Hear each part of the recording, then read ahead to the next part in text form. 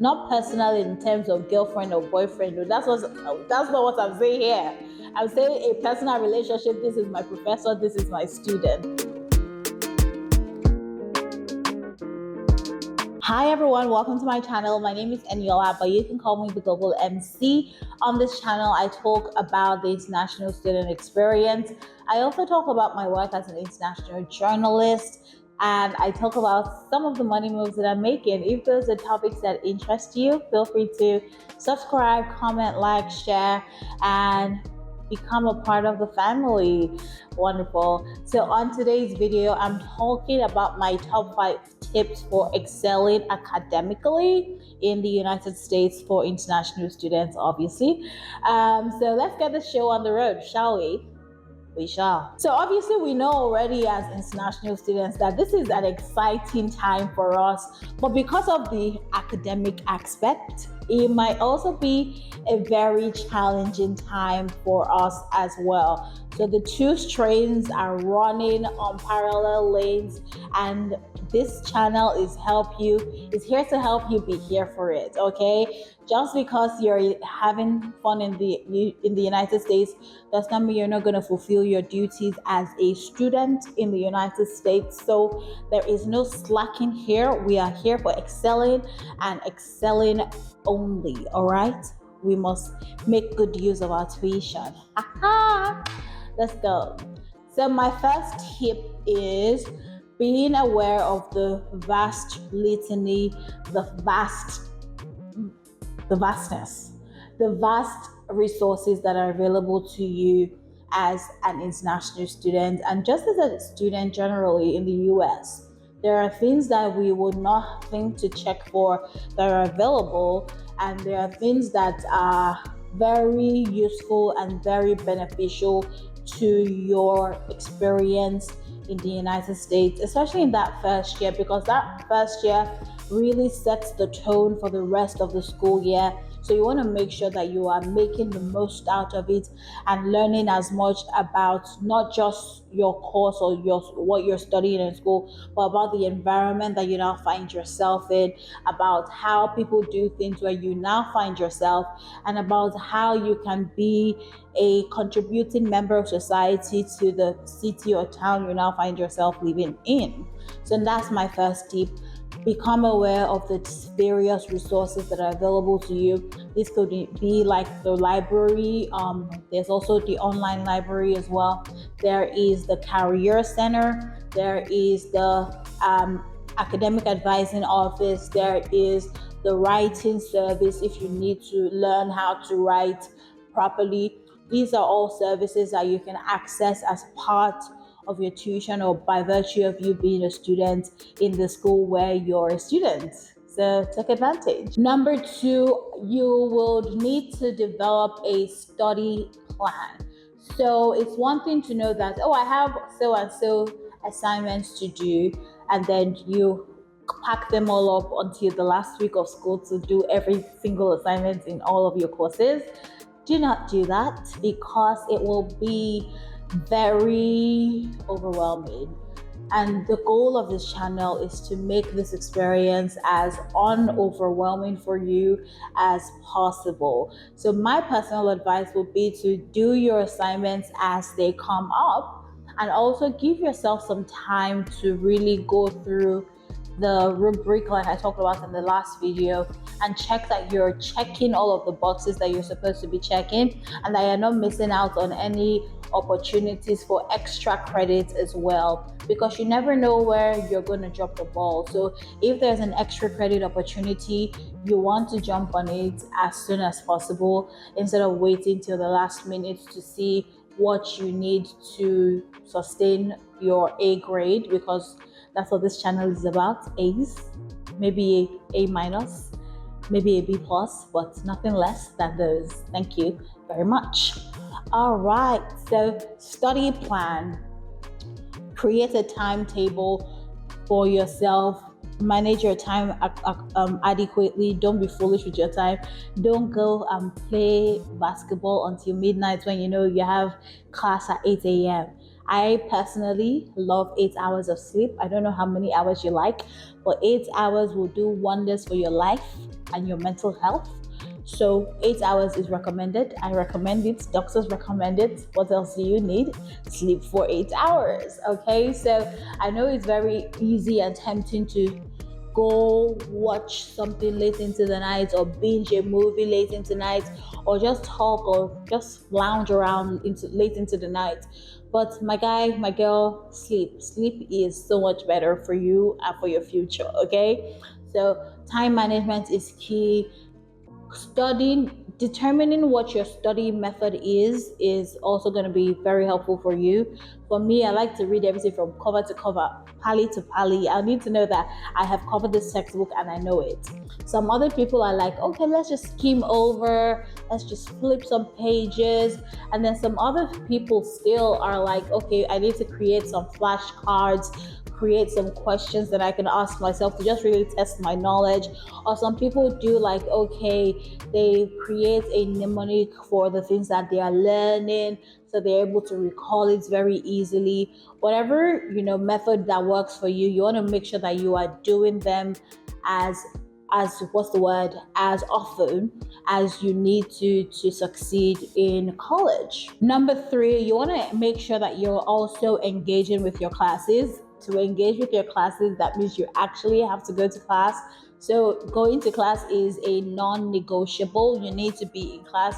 Some professors take attendance as part of your grade, and that's for me an easy grade that you should not be taking, you should not be losing. Okay, so go to class and take advantage of it if it's also part of your grading system for the course. Different courses apply different strategies. So engagement in class is necessary. Personally, for me, the way that my course went, there was a lot of class in-house participation, and so you had to read something and then come to class and discuss it with the class and with your professors as well. So depending on the program or the course that you're in, it may not be the same way. It may be very, theoretical, or it may be very straightforward, and there may not be enough opportunities to ask questions. In those cases, you want to make sure that you're taking advantage of office hours, so you can go visit your professors in their office or your teaching assistants in their office and ask the questions that you were not able to ask during class time, because those are very important as well. The US also loves group work, and so if you're in a group, actually do your portion of the work. Let me tell you, some people will not do their portion of the work, but as for you and your house, you will do your portion of the work. Can you say an amen? Wonderful. Because it not only helps you get a good grade, it also helps you build your conversational skills. It helps you learn how to work in a team in America, and then it just broadens your mind and you get to see upfront the way that people think, and you can begin to say, okay, maybe not, that's not a good way, maybe I should try this way. And you can begin to just form a new identity for your time in the US. And of course, don't be afraid to seek for feedback. If you need to know how you're doing, what you did wrong, why you didn't get a grade when you were expecting to get a higher grade, book office hours and ask these people, hello, madam, how can I improve this thing? Because this is not the kind of things I like to see.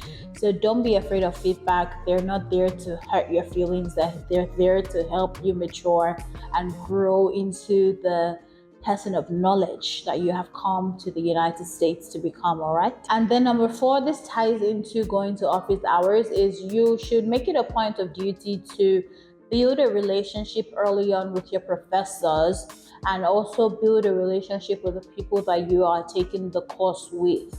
This is something that professors can also help, facilitate, the peer relationship part.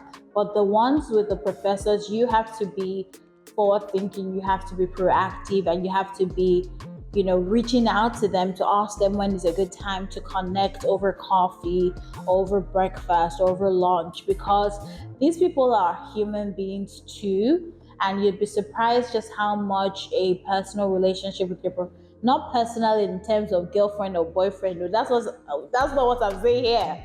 I would say a personal relationship. This is my professor, this is my student. Wonderful. That kind of relationship where they are aware of you and they notice you in a crowd and they can, for moving forward, begin to look out for your best interest.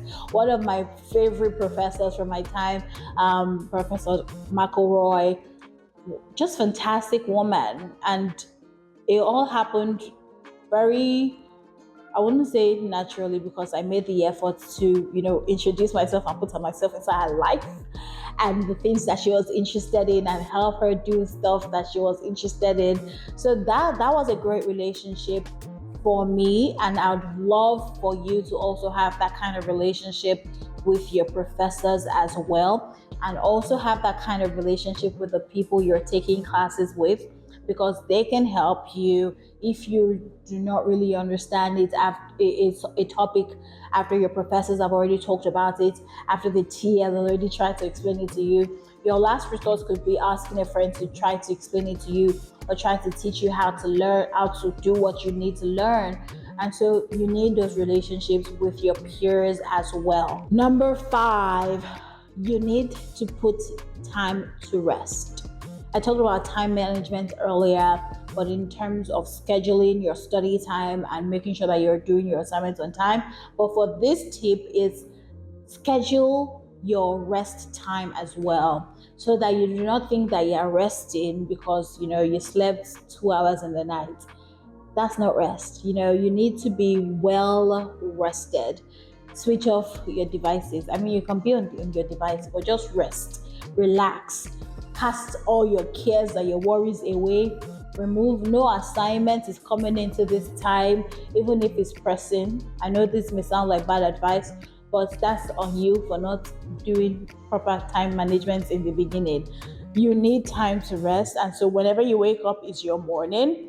Rest is part of work. When you are resting, that's a work. You are doing the Lord's work and your own work too, okay? So make sure that you have rest time budgeted in your schedule, because you need to relax. You must eat at least lunch time, dinner time, breakfast. You will sleep, take a nap or whatever. Just make sure that you have time scheduled for rest. Those are my top 5 tips. And then one final extra special tip is to make sure in your first semester, at least, try to stick to the minimum course load. So for example, depending on what school you're in, the minimum course load for a semester to be considered full-time could be 12 credit units or something. You want to take 12 credit units for that semester instead of taking 16 or instead of taking 18, just simply because it's your first semester and you're just getting used to the system. So you do not want to take any classes or more classes than you know that you can handle effectively. So taking the minimum course load will help you find a balance, find your stride, and make the best use of your first semester in the United States. Those are all my tips. Let me know if they were helpful for you, and also let me know what you want to hear from me about. What are you struggling with? What are you experiencing? Talk to me, okay? Drop a comment, like this video, share this video, and of course, subscribe. Thank you guys for watching, and I'll see you in the next video. Bye.